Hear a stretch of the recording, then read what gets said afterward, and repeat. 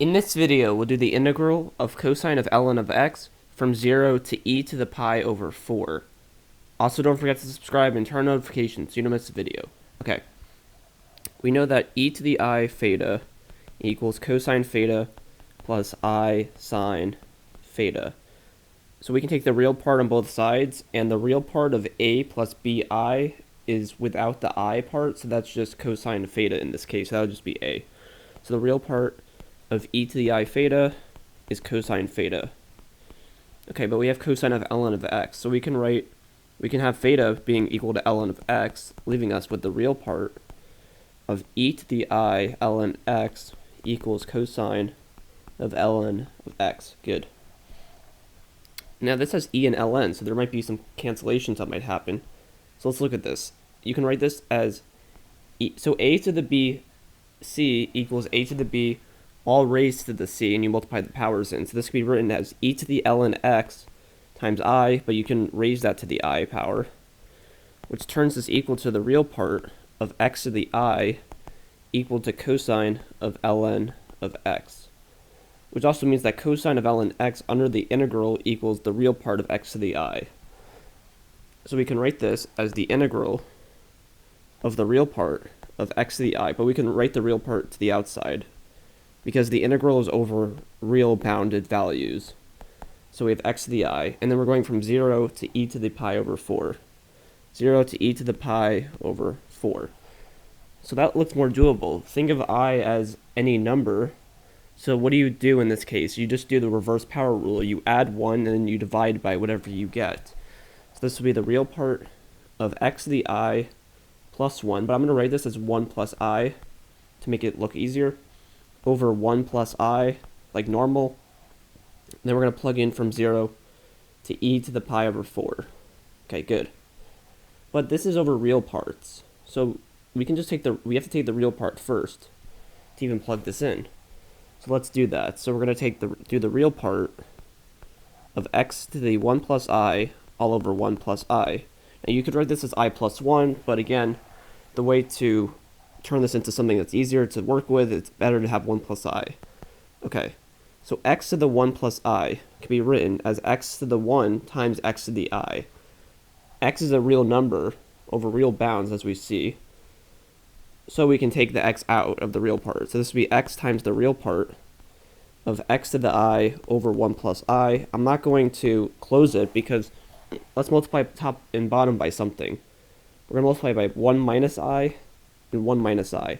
Why are we doing this? Because a plus b times a minus b is a squared minus b squared, and you know what I squared equals to. That equals to negative 1, because I is the square root of negative 1.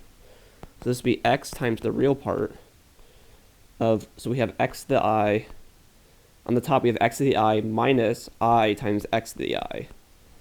Okay. On the bottom, what do we have? We have 1 plus I times 1 minus I. So this will be a squared minus b squared. A is 1. We have minus b squared, which is I squared, which is negative 1. 1 minus negative 1 is 1 plus 1, which is 2. So actually, this denominator we're going to have outside of the real part because it's real. So we have x over 2 times the real part of x to the I minus I times x to the I. But what is x to the I? So x to the I, as we see before, is cosine of ln x plus I sine of ln x.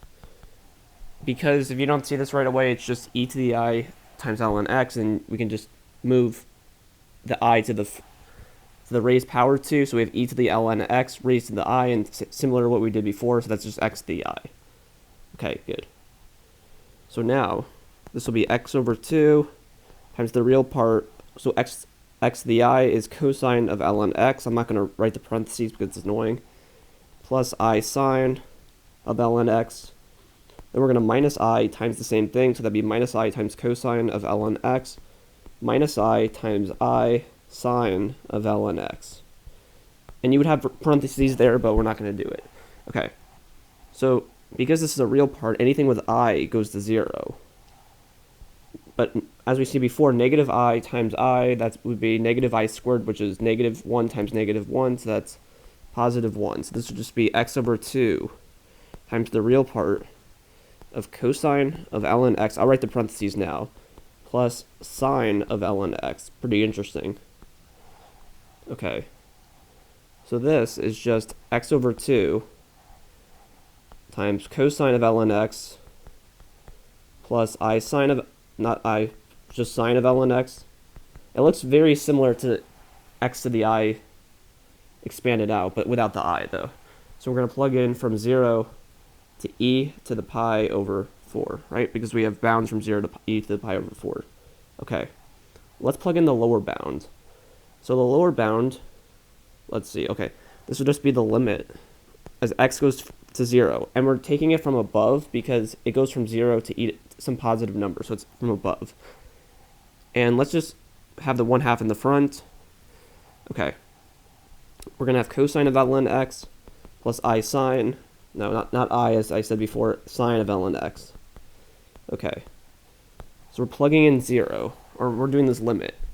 Cosine of ln x plus sine of ln x, ignore the ln x, cosine of x, the max value is 2.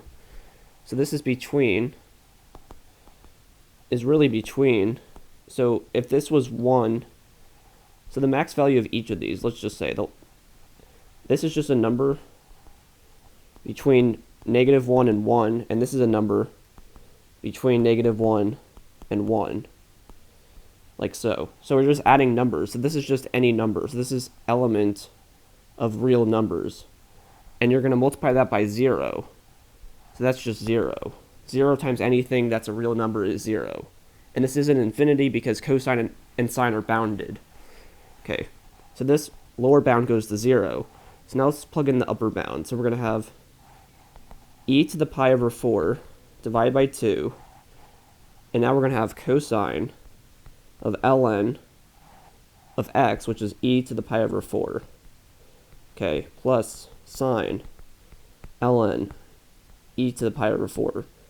You might know why I chose e to the pi over 4, because it's just, with the ln it cancels with the e, so it looks nice. Okay, this will be e to the pi over 4 divided by 2.